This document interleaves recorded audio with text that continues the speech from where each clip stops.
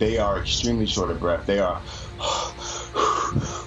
huffing and puffing, and you know that that person is going to tire out if you don't do something immediately. Over 1 million have now been infected by coronavirus worldwide since the start of this outbreak.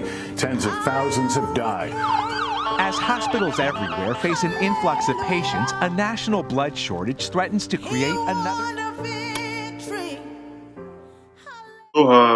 Je m'appelle Comme Demien, je suis Gabonais, étudiant aux États-Unis, et j'aimerais partager avec vous comment se déroule ou se passe mon confinement.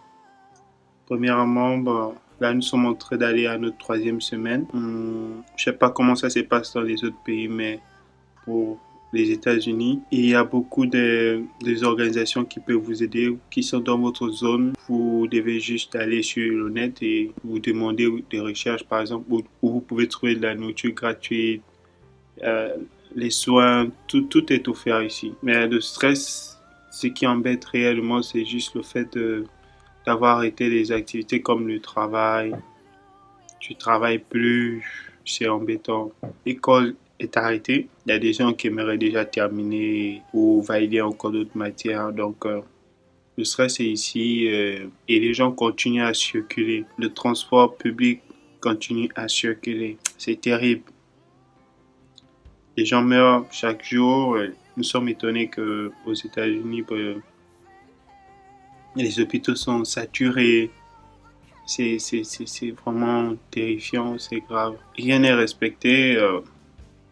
Ici, on ne frappe pas les gens pour leur demander de rentrer à la maison. Ils ont juste tout fermé. Ils ont tout arrêté. Tout est fermé. Restaurants, tout.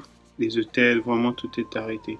Mais les gens continuent à aller dehors pour faire quoi, on ne sait pas. C'est terrible. Ce qui fait en sorte que le virus à New York ne fait que grandir. Il grandit. On est arrivé au niveau où on peut déjà choper le virus dans l'air. Parce que les malades sont dehors et des gens qui veulent juste aller prendre l'air. En allant dehors, ils chopent le virus. C'est vraiment, c'est terrible, quoi. Donc, la solution, c'est de juste rester à la maison, fermé. C'est pas facile. Et quand tu te rends compte que ta nourriture est en train de finir, tu vas dépenser, tu sais pas quand ça va terminer pour que tu puisses remplacer tout ce que tu as déjà perdu. C'est tout un stress qu'on peut expliquer, quoi.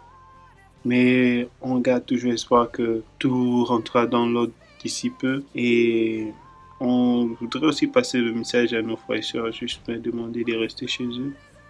Vraiment rester à la maison parce que cette situation, elle est tellement floue, elle est tellement sombre que elle inflige la peur. Non, mais on ne doit pas avoir peur.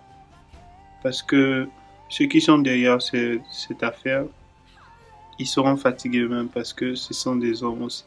Et quand ils seront fatigués de foutre le pays, le monde dans la merde, ils vont s'arrêter.